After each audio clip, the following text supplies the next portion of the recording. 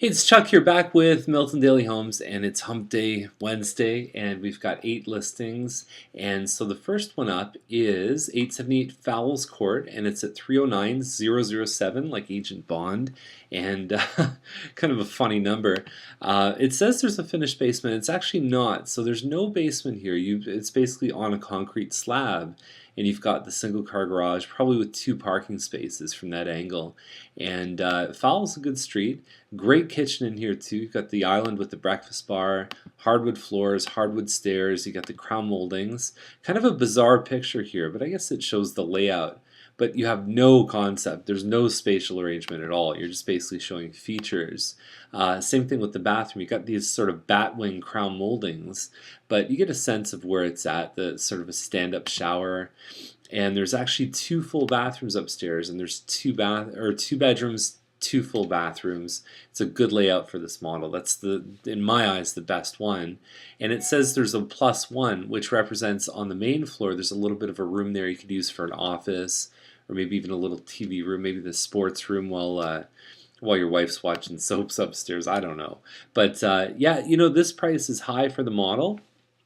But I do think that they've got a lot of features in here too, and I'm rooting for them. I think that there's some good stuff going on with it.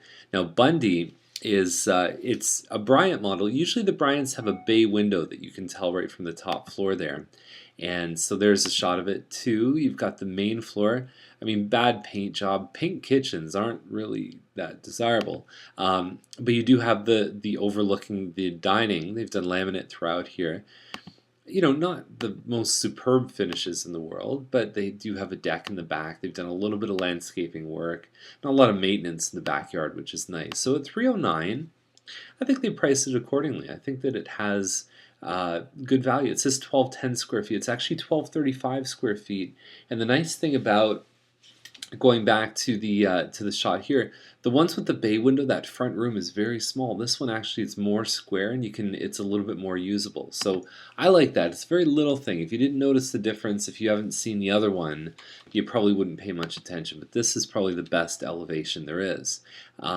So yeah, I like the price. I think it definitely works. Thompson is at 312,888. It's an Emery model. So now we're going from 1235 to like 1360, 1370, 80, something like that. And it's like the new version of the Croft side. They've got some nice floors here too, a little bit better staged. Good layout, good solid, very similar, but this one will feel slightly bigger than the other one.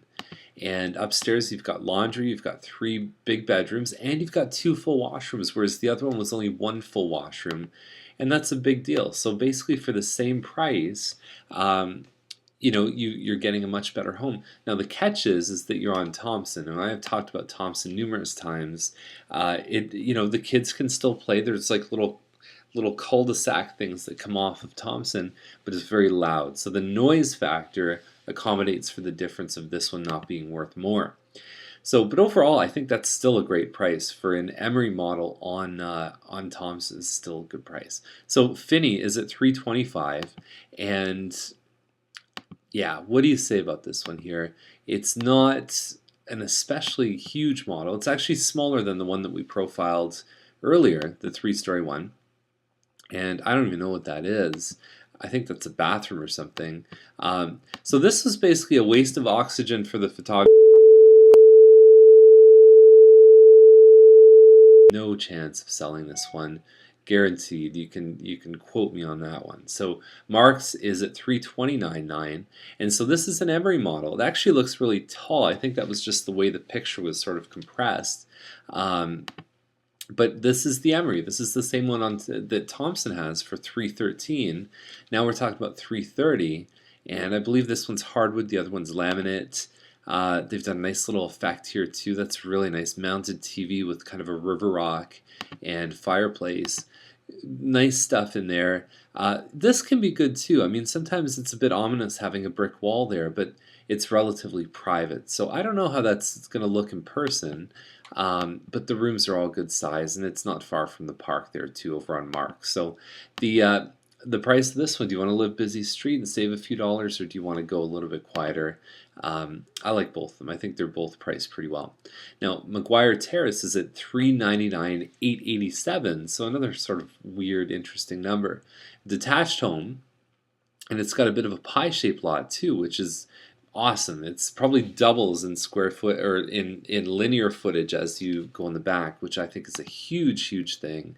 Nice front porch. I don't know if that's hardwood. It's such a dark picture. It's hard to tell what kind of floor it is. Nice windows in there. The kitchen looks nice. I mean, there was one on Ware Crescent that probably sold. It was the same size as this, and it was into the fours. So with the pie-shaped lot here, these guys are going to sell this one fast. I think. I think this one's ready to move, and it's great. You know, laundry in the upstairs. This one's not going to last long, so jump on it. It's definitely Chuck pick of the day. Now Simons is a bigger home. It's at $650. It's got a finished basement, which is sort of the big value point on this, and it's 57 by 100-foot lot. Nice big piece of land, 4-bedroom, 4-washroom. You know, inside it's kind of plain. I mean, the kitchen, they've chosen some nice cabinets. I don't know if they're the most upgraded, but yeah, I think, you know, there's nothing I'm seeing here. And again, I don't have the actual square footage that really draws me. There's the basement there that really draws me above 6. Now, again, it does say 3,500 to 5,000. I don't know, maybe the finished basement. This would be one you'd have to see, and you'd have to compare it to the other ones because it's really hard to tell from the photos.